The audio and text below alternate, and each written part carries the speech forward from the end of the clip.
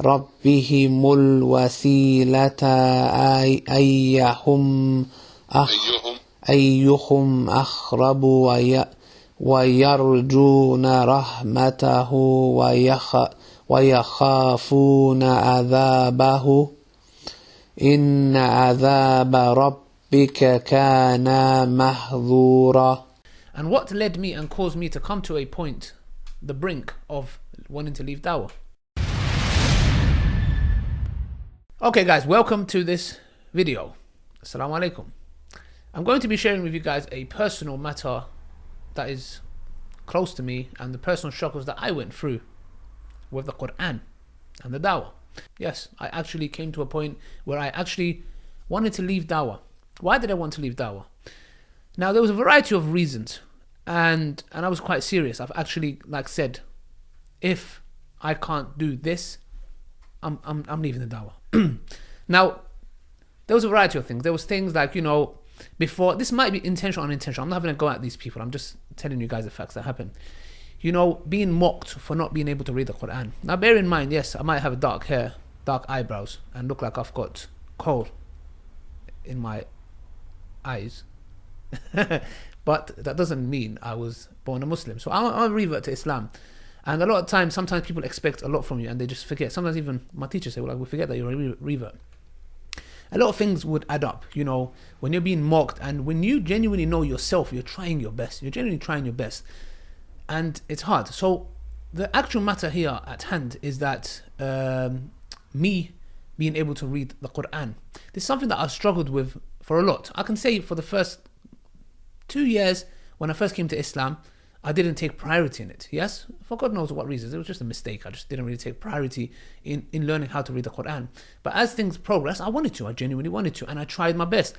And it's a bit like when you're studying, you're trying to be a student of knowledge. It's hard. It doesn't work you just learn everything at once. It doesn't work like that. It's a gradual progress, and it's also to show how determined you are. And Allah is going to test you. Allah is going to test you with everything. Yes, even if it means learning the Qur'an, learning how to read the Qur'an.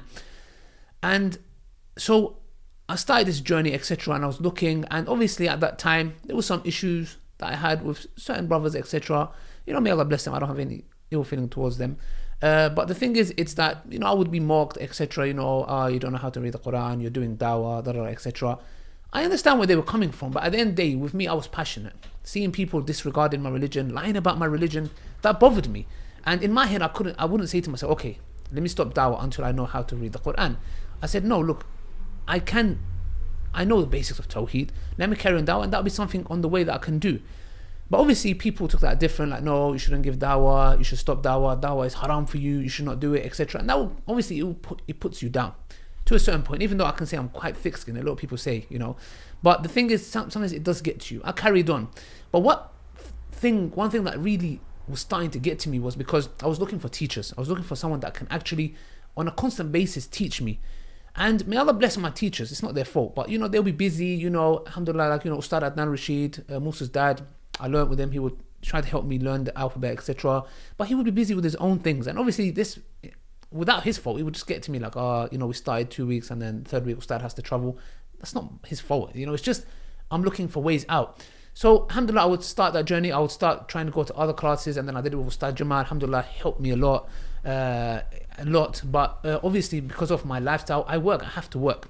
Because I have to work, I don't have the time. I'm not lucky as those who do not work. They make a living off whatever they may be selling, etc., whatever they're doing, and they have that time to study. I didn't. I had to work continuously. I've had to work one way or another. People who know me, be it Uber, before Uber, I would do work in different ways. You get what I'm trying to say? And that's the reason why these obstacles will come in the way. So I was thinking, how am I going to find somewhere where I can study, but it fits into my routine? Yeah. So it was hard. I couldn't. And then obviously I started at Badr. Brilliant place. I would recommend every single one of you guys to go and study there. If you don't have a hectic lifestyle like me, go and study there. Brilliant. Alhamdulillah, may Allah bless them. They helped me a lot in a variety of ways. I went there every Saturday, but I lived in near northeast London, and I had to travel all the way to near Hayes. It was a long journey. And then what happened is, when I started working for Uber and I had some debts for other personal reasons, and what happened is, it was becoming hard because Saturdays is the days Uber drivers know that, that's where you make the most money, Friday, Saturday and Thursday, So it became hard. So that got in the way and that hurt me because I had a routine and I was happy. But now what am I going to do? Pay my debts or do the Qur'an? I didn't know, I said I have to, there's people that owe money. So I had to not go Saturdays. That affected me because I was like, oh man, finally I thought, when you have this hope, it's a bit like, it reminded me a bit like my marriage documentary when I was looking to get married and I would have meetings over meetings and it was not happening and it was not happening. It just gets to you. Those of you guys, when you start watching the documentary, you yourself will know it just gets annoying. Like, is this the one? Yeah, finally, nope, it's not working out. Again, back to square one. It really gets to you.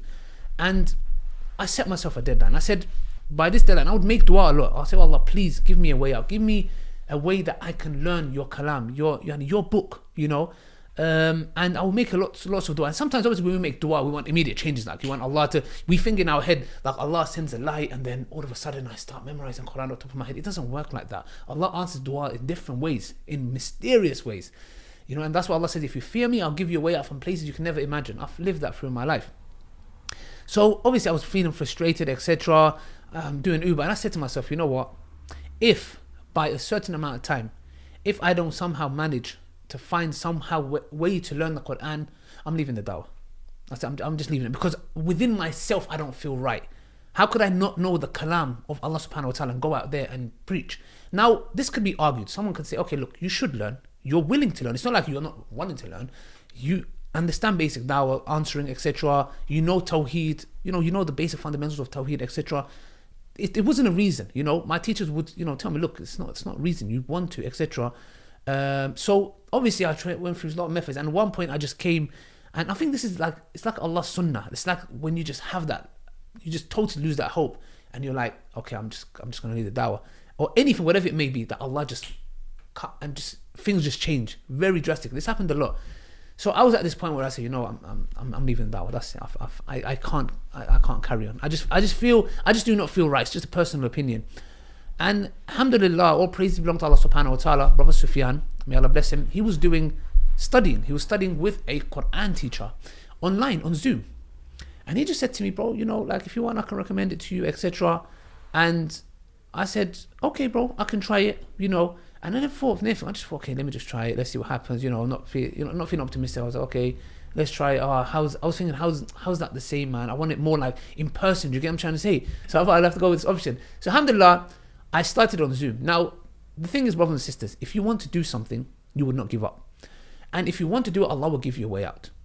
You just know why you want to do it. Two things. Why and how. You acknowledge and understand and figure out why you want to do it. As long as you acknowledge why you want to do it and it's according to Qur'an and Sunnah, and then your intentions are right, leave the how you're going to do it to Allah.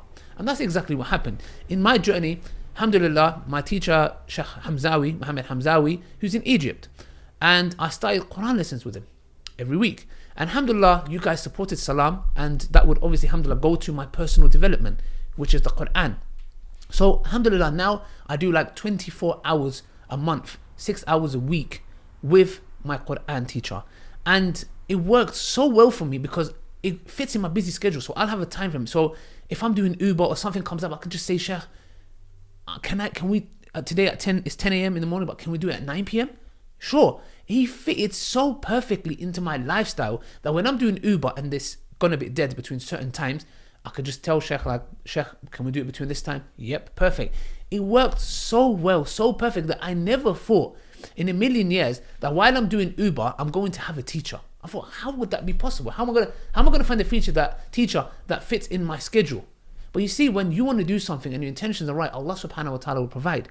And from there onwards, alhamdulillah, obviously I didn't leave the dawah.